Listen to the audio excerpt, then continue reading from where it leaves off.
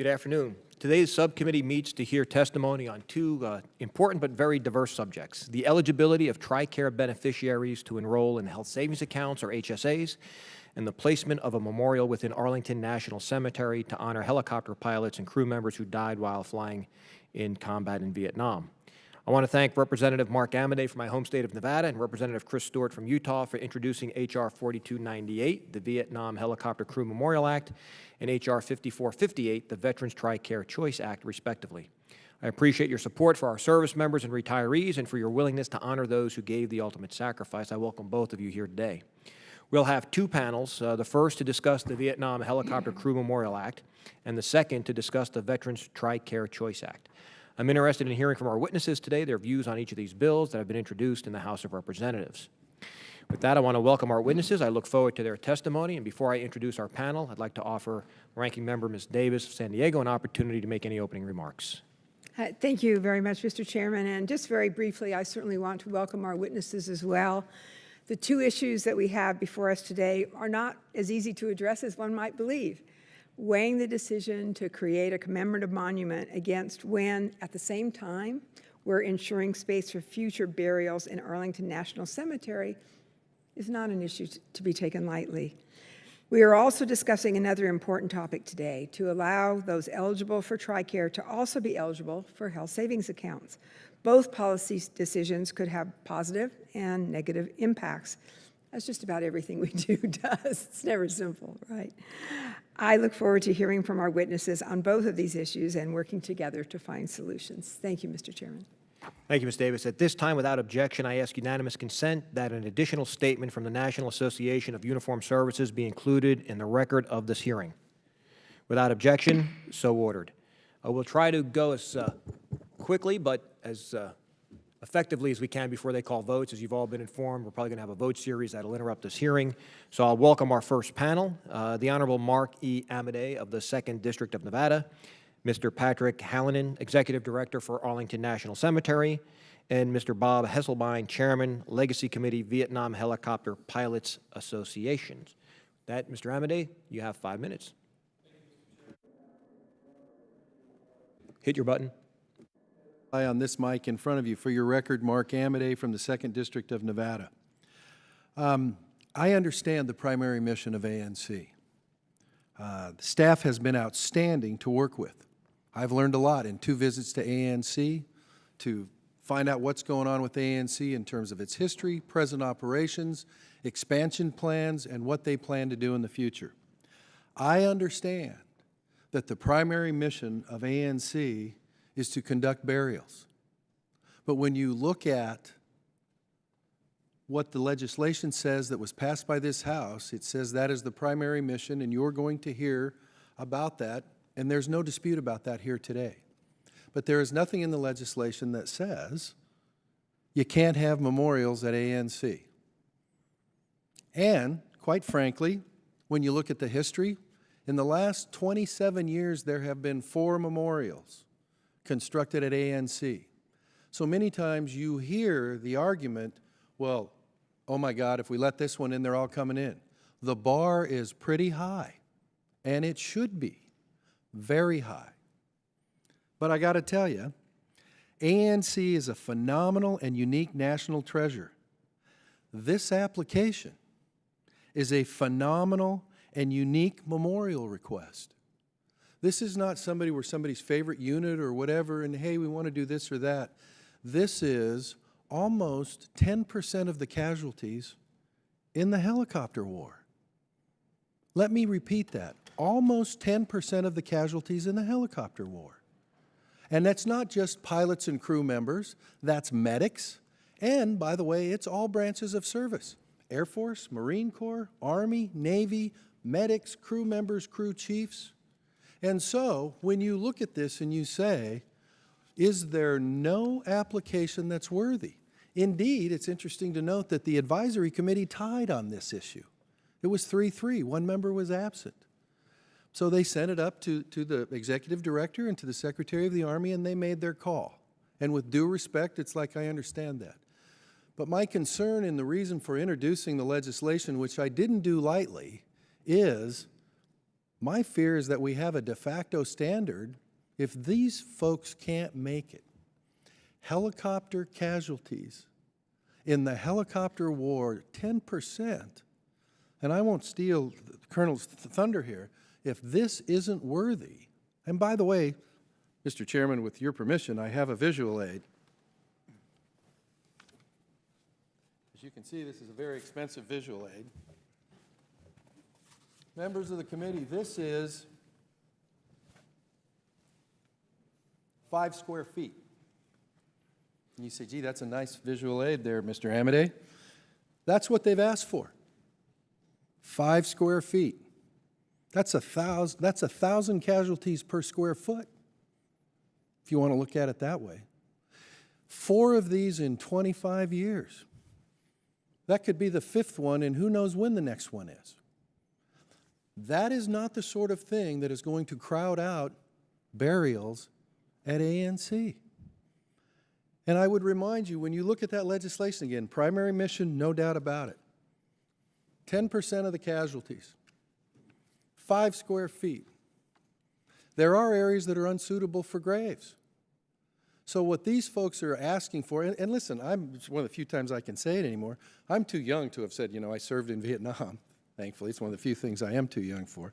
But you grew up with that war on TV. It was the first TV war, too, probably.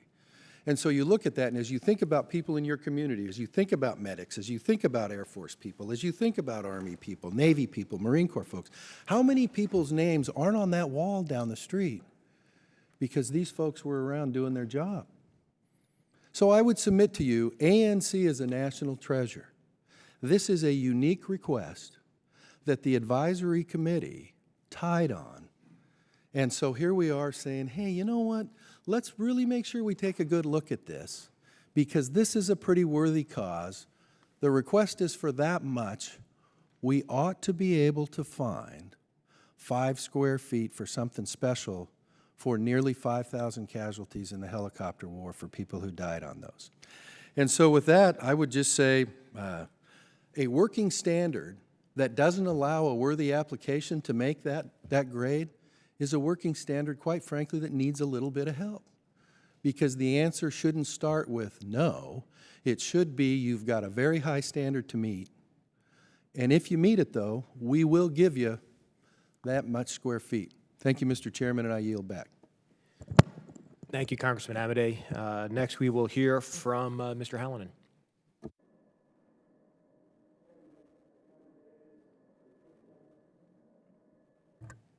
Chairman Heck, Ranking Member Davis, and distinguished members of the subcommittee, thank you for the opportunity to provide the Department of the Army's views on the Vietnam Helicopter Memorial Act.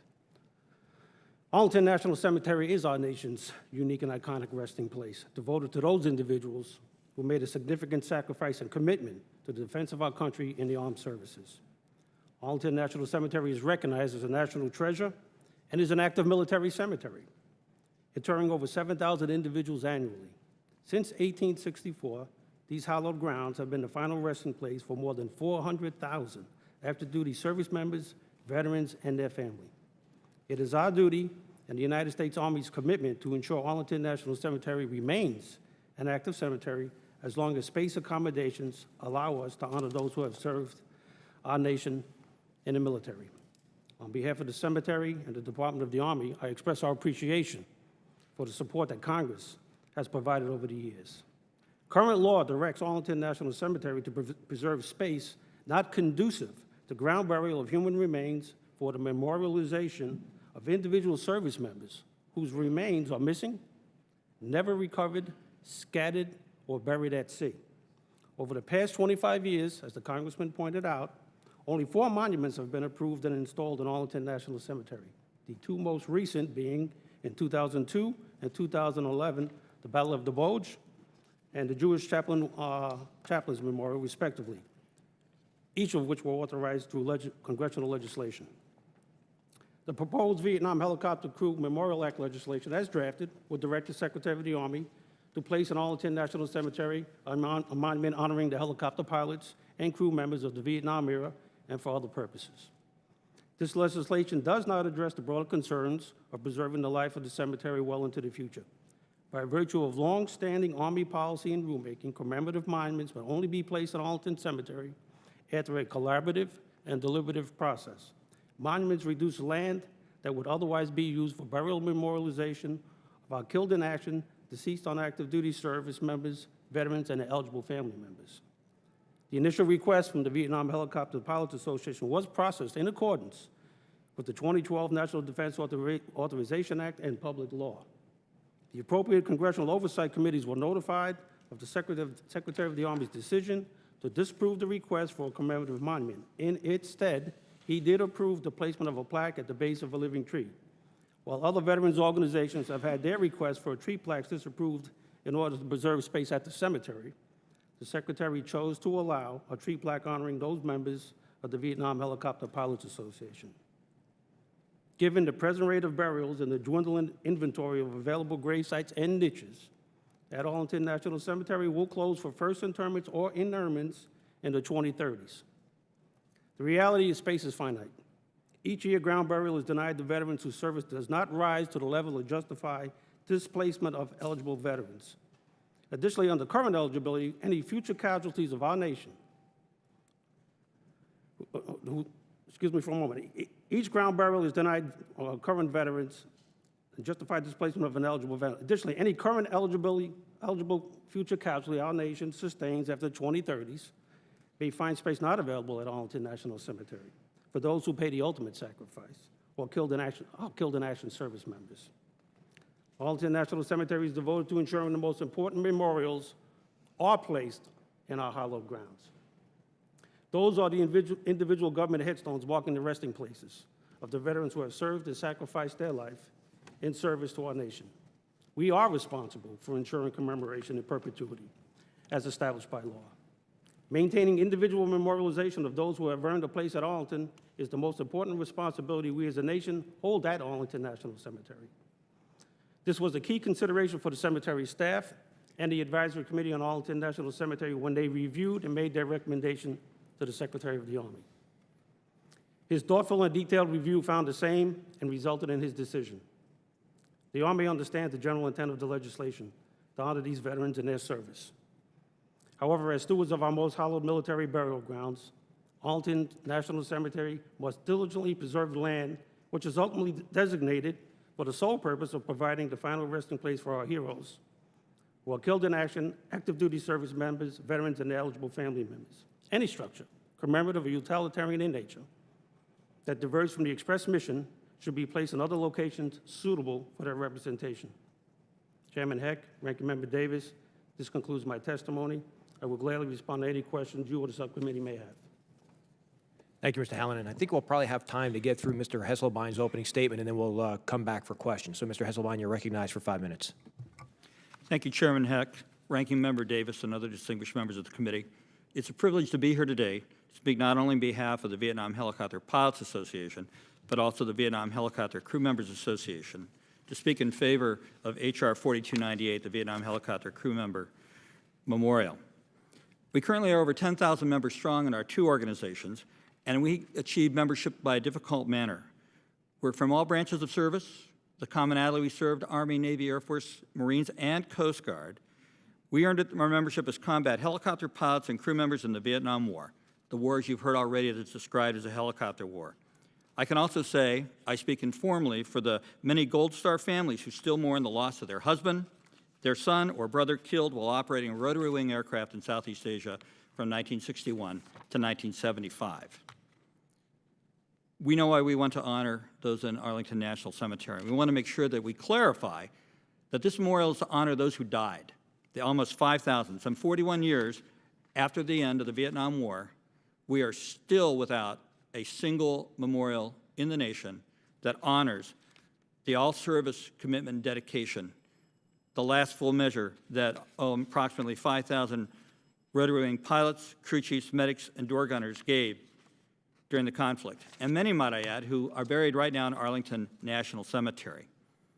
I'd like to remind you that during the Vietnam War, the helicopter became the mainstay for joint operational mobility. 12,000 helicopters. 12,000 helicopters were used by all military services, Army, Navy, Marines, and Air Force, and of those, Over 5,086 were destroyed by enemy fire and mishaps related to the missions they did. The losses because of this incredible mission that they flew were also great. 2,002 pilots killed, 2,704 non-pilots crew members died, and at least 532 United States military passengers perished, 9%. We don't have a good number on how many Vietnamese that were carried on our helicopters died while being passengers, being medevaced, or being resupplied. We have no numbers on that. But we can say roughly 9% of the 58,307 Vietnamese war casualties died in the helicopters. The helicopters and the brave crews who operated these machines stand as the iconic symbol of the Vietnam War. Virtually all writings, documentaries, and films of the war include remembrances of combat helicopters because they were ubiquitous to the experience of that war. Despite the Vietnam War being described as a helicopter war and the UH-1 Iroquois Huey being recognized as a symbol of the war, as I must say again, no specific memorial exists anywhere strictly honoring their sacrifice. Individual branches do have memorials, such as the United States Army Aviation Museum at Fort Rucker that names 4,347 aviation casualties, but no one memorial remembers them all. No military cemetery to this day possesses a memorial specifically dedicated to those who died in helicopter losses in Vietnam, Cambodia, Laos. No other cemetery, however, provides a superior location to Arlington National Cemetery. And frankly, it's a logical place to honor those who flew and died in the war. ANC holds the remains of many individual pilots and crew members who were immediately interred during the war. Incidentally, some 20% of all casualties who came to be buried during the war that were buried at Arlington National Cemetery, 20% of those are helicopter pilots and crew members. 1/5 of all those who died in the war that were buried at Arlington were helicopter pilots and crew members. And incidentally, it is the only military cemetery that holds the recovered remains of missing in action crews and others. Section 60 has whole crew members. They call them commingled remains, but they're all in Arlington National Cemetery.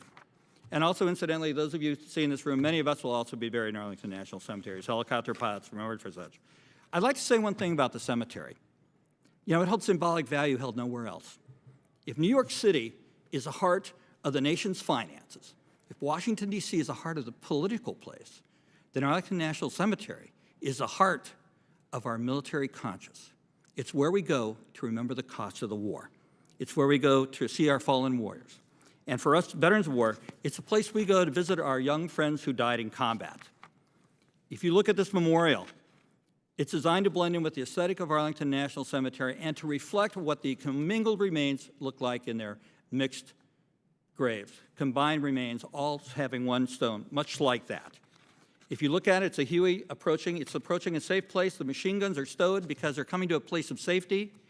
Below, we have 5 seals from the branches of service because every branch of service, to include the Coast Guard, has aviators and crew members buried in Arlington National Cemetery who died during the war.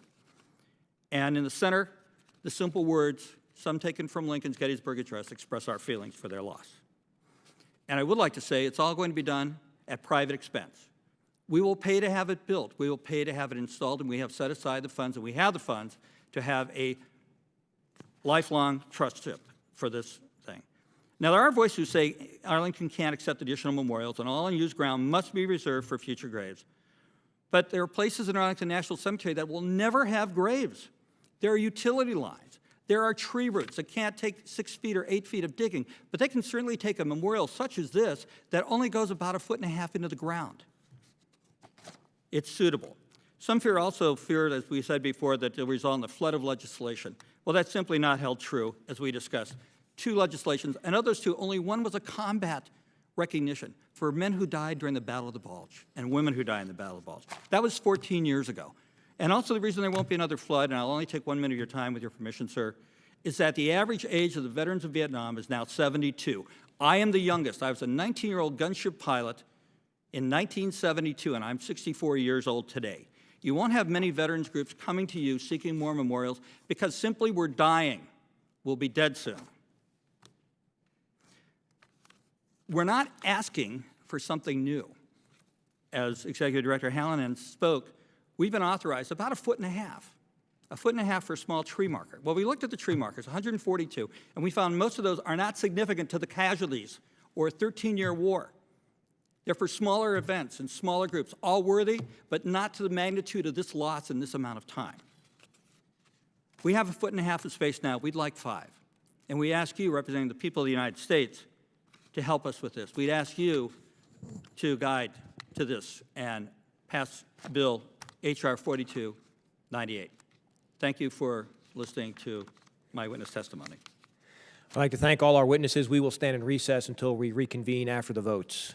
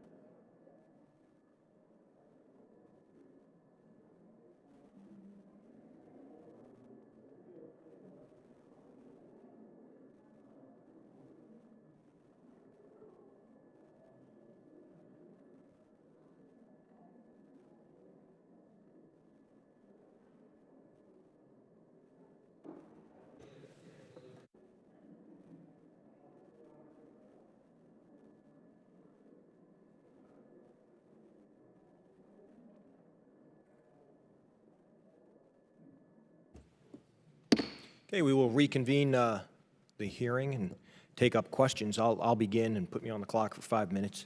Mr. Hallinan, in your testimony, you raised the issue, rightfully so, of the diminishing space for internments.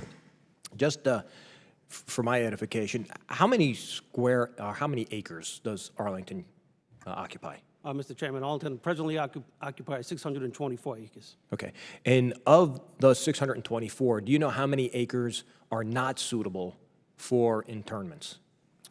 I would have to take it as a due-out to get an estimate for you, so an accurate estimate, but just about every space on Arlington that we look at, if it's not suitable for burial space, it's very important to keep in mind that it is suitable for an MA marker, a memorial marker. So those airmen and those Marines and those other combat people that are missing, have never been recovered, we can put a memorial marker up in them spaces for their families. So it serves a purpose, and we look at that very critically, sir. And how big are those markers? Well, the markers themselves are your standing upright headstone marker, but they can Okay. sit on a 4 or 5 foot space. Okay, so not as much, so the same headstone, just not on the amount of space required for an internment. Correct, sir. Okay. All right, so I'd appreciate if you get back with how much space is not suitable for burial. And so for all the space then that is not suitable, you hold that in reserve for one of these other markers, is that correct? That's the current operating procedure? Correct. We look at it as future potential for MA markers, memorial markers. Do you know how many of those markers have been in place? I'll take it as a due-out, sir. Okay.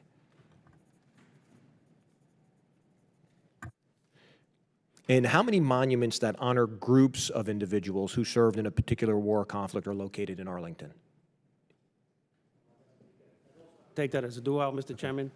To answer your question specifically, how many are actually for a unit or for a battle? Because there are so many different types of monuments at Arlington. Okay, all right. And then, Mr. Hesselbein, is there a particular location that you've requested the memorial be placed inside of ANC, or are you just asking for a location at the selection of the Secretary of the Army and Arlington officials? We appreciate the opportunity to have our memorial placed in Arlington National Cemetery. We were asked to offer some ideas of where we thought would be appropriate, and there are certain areas near Section 60 that are suitable, Section 66, and also the new parts of Arlington National Cemetery that will be expanding soon, where Henderson Hall space has been given up. There will be no memorials there whatsoever, and that would be certainly an attractive area to sort of, I don't want to say add to it, but place memorials more than just the graves. And other than those locations, if ANC came back and said, hey, we understand you like 60, 66, or maybe where the expansion is, but we have this. I think our primary goal is to get a memorial within Arlington National Cemetery, and we know the staff would be very conscientious in trying to place it in an appropriate place. And frankly, we would not come to this meeting and tell them where they want it to be, because we know they'd be sensitive and put it in an appropriate location. Great. Thank you. I have no further questions. Ms. Davis? Thank you, Mr. Chairman, and thank you all for your thoughtfulness around this. Mr. Hall, as we look at this issue, I wonder, it seems, maybe pretty logical and reasonable to do that, and yet I know that in the position that you're in, you have to be thinking far enough ahead. And one of the suggestions, and I appreciate Mr. Hesselbein saying that, well, we're kind of giving the issue of where this might be if, in fact, there were this kind of memorial and perhaps others that are raised to the standard that this would be as well. Can you think of areas where, in fact, something like that might be appropriate and perhaps there would be more than one kind of memorial along those lines, different from the memorials that have already been discussed in tree plaques and other things like that? The space, as I mentioned in my written statement, is finite, and we are looking towards the future and keeping space available. As we look towards the future expansion, and as my colleague here speaks about Henderson Hall, we're really expanding at a Millennium Project, which is away from Henderson Hall. Mm-hmm. When you look, any space that we would designate for that purpose could still be used in the future for a burial or for a memorial marker for someone that's missing. So that's really the issue, and I understand that, hey, it's only 5 feet, but 5 feet is a gravesite. 5 feet is an eligible veteran not being interred when the family has need. And I also understand the importance of monuments, and Mr. Chairman, we have 451 group markers, my staff has let me know, to answer to your question. But the most important monument at that cemetery are the individual headstones that talk about that person and their service to the nation. And whether it's the branch of service they were in, the war conflict they were in, that is the most important monument. So we understand the request for monuments. We have other requests pending. We have 5 pending requests for additional monuments at Arlington now. And to try to balance the desires and needs of the various organizations with our primary mission. That's really the difficult question you pointed out. That's a difficult issue. Our primary mission is to make sure that we can honor those who have passed or those we have not recovered. And so Thank you. we are protective Yeah. of the space. I appreciate that. Mr. Hesselbein, and I actually spoke to Mr. Amade just very briefly, just thinking about other possibilities or considerations. I understand Arlington National Cemetery obviously is sacred to all of us. I have had such moving experiences at the Vietnam Memorial, and I wondered whether that was something that you all had thought about or considered. That's a wonderful question. We looked at the Vietnam Veteran Memorial location. There are 2 additional memorials in there. Then Congress passed a bill literally saying that it would have to come to them. There's incredible inertia against placing any new memorials upon the National Mall. In particular, there's great resistance, in addition to that, to placing any other additional memorials around the Vietnam Veterans Memorial itself. So we felt that also Arlington, with the great number of casualties, the great number of helicopter pilots who died and crew members who died that are buried there, that is the place to have this. If you haven't been to Section 60, go there and look at all the large gray marble slabs of MIA crews being brought home, several crews last year, and they keep coming to Arlington, and that's the place that we would like to see our friends, our brothers, remembered. Yeah, all right. Thank you. Thank you, Mr. Chairman. Thank you, Mr. Chairman, and thank you, Congressman Amade, for bringing this issue forward.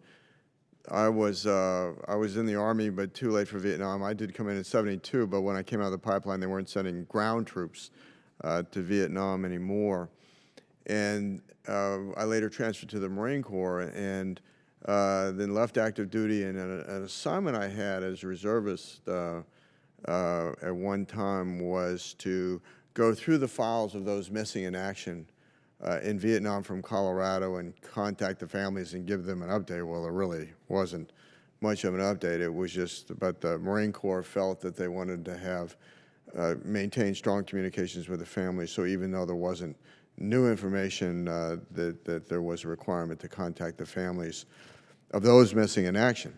In going through the files and I can't remember what the total number was, probably I know there was more than 20, and I would say they were all aviation accidents or aviation incidents, save one that was the Mayaguez incident where there were some, there were Marines that were not accounted for in the evacuation of the U.S. citizens on the Mayaguez post-Vietnam in the aftermath of our involvement in the Vietnam War. But it would be like helicopter went down South China Sea, body's not recovered. And so I think that, to me, this monument represents those who are, in very high casualties. I think you said 10% of the casualties in Vietnam. And as a first Gulf War and Iraq War veteran, when I compare the casualties of Vietnam to the casualties that we faced, I mean, quite frankly, they were losing during the height of the Vietnam, 67, 68, 69, there averaged 1,000 killed in action a month in the War of Vietnam, which is extraordinary. So I just feel that this, and the fact is that air mobility was central to the war, and to prosecuting the war in Vietnam. And so I think that it's fitting that we have a memorial specific to that in Arlington. So I would ask to be put down as a co-sponsor on your bill. I suppose that's not normal to do that during a hearing, but I thank you so much for bringing this forward. I yield back, Mr. Chairman. Okay, well, I thank all the witnesses for your testimony today. We will take the matter under advisement and see if there's a path forward. So we will end the first panel, and then we will change out and bring the second panel up to discuss Mr. Stewart's bill, the Veterans TRICARE Choice Act.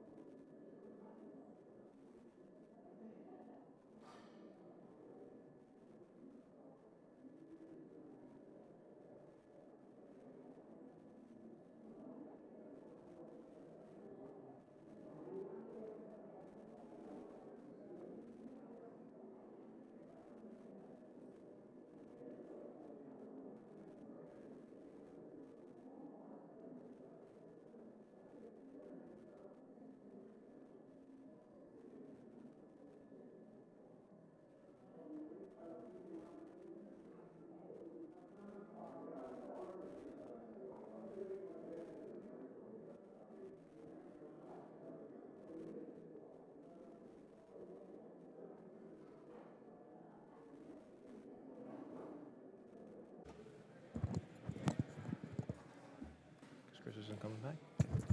All right, we'll go ahead and move into our second panel. This one on Mr. Stewart's bill, the Veterans TRICARE Choice Act, which tries to open up TRICARE members to be able to participate in health savings accounts.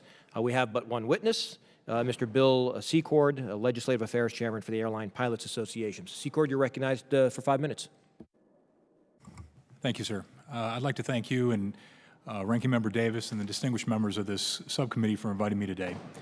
I'd also like to thank the Military Personnel Subcommittee staff and especially Jeanette James for their substantive work to improve H.R. 5458. I'm pleased to testify in support of H.R. 5458, the Veterans TRICARE Choice Act.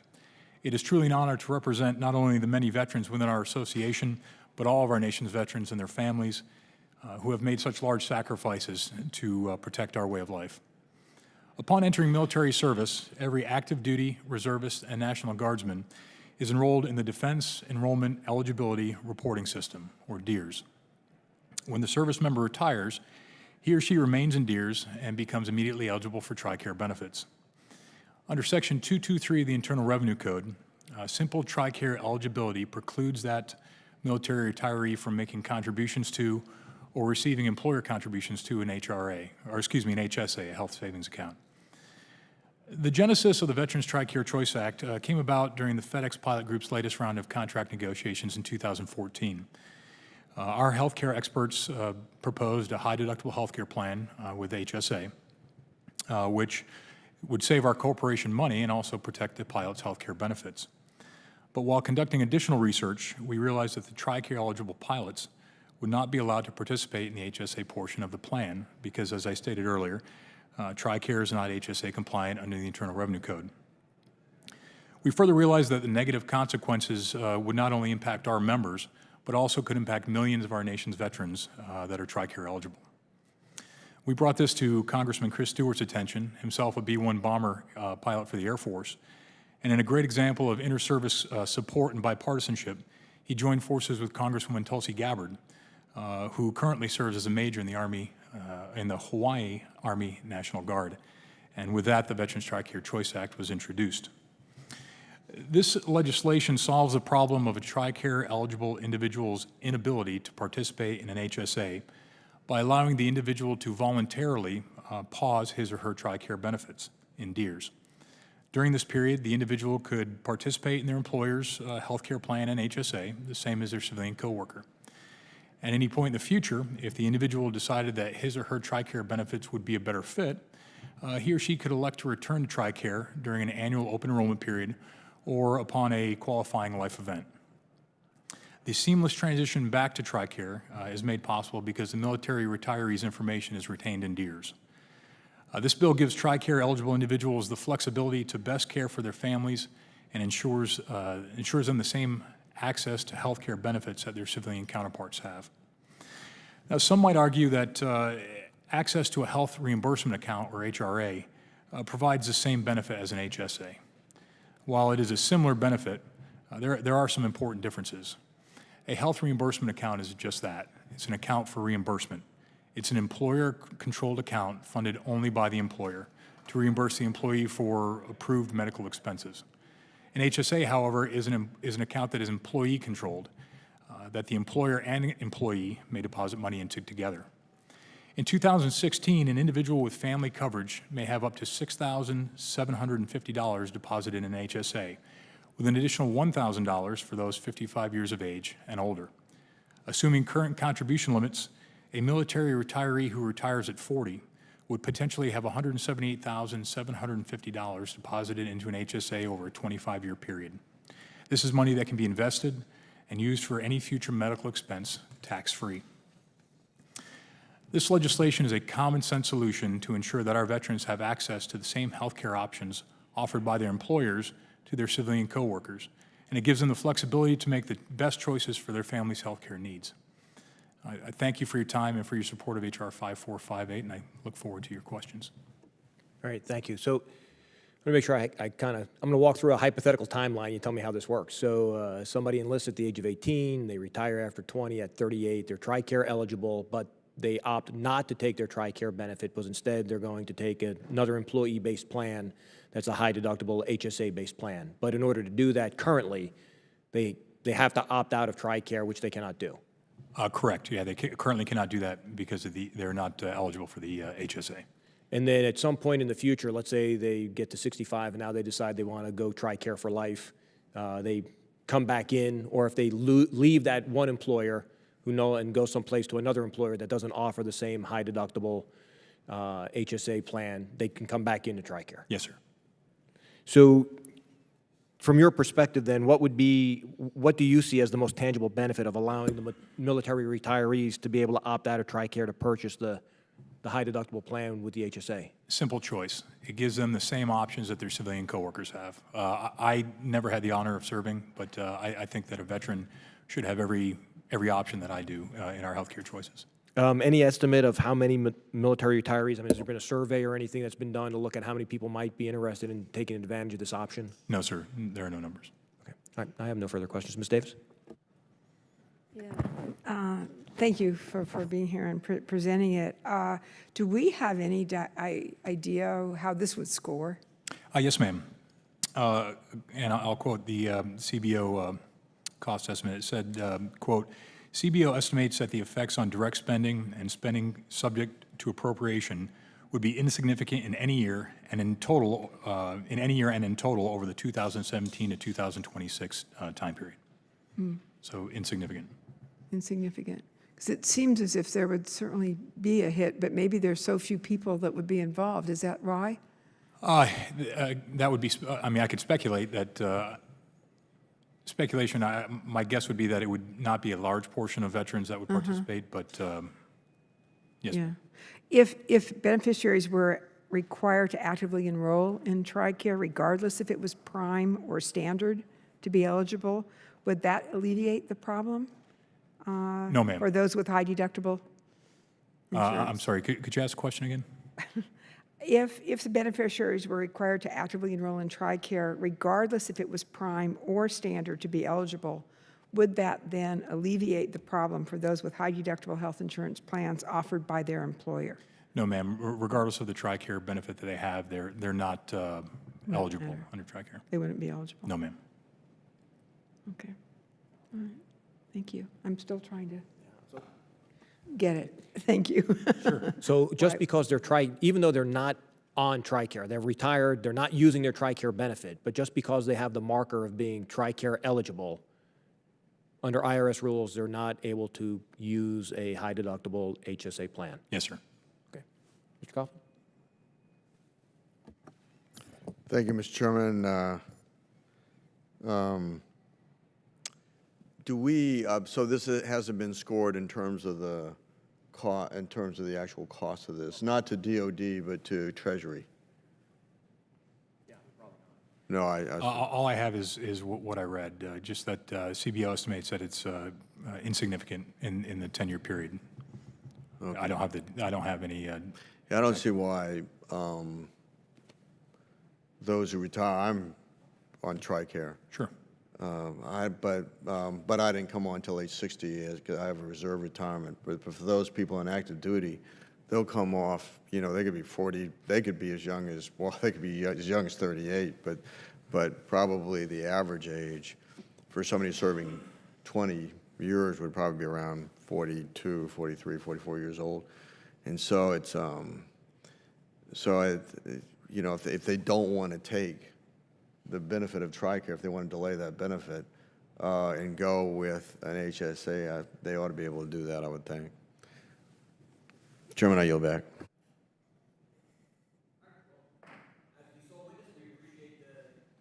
You're being here today to present on the bill, and we'll take it under advisement and see if there's a path forward. Thank you, sir.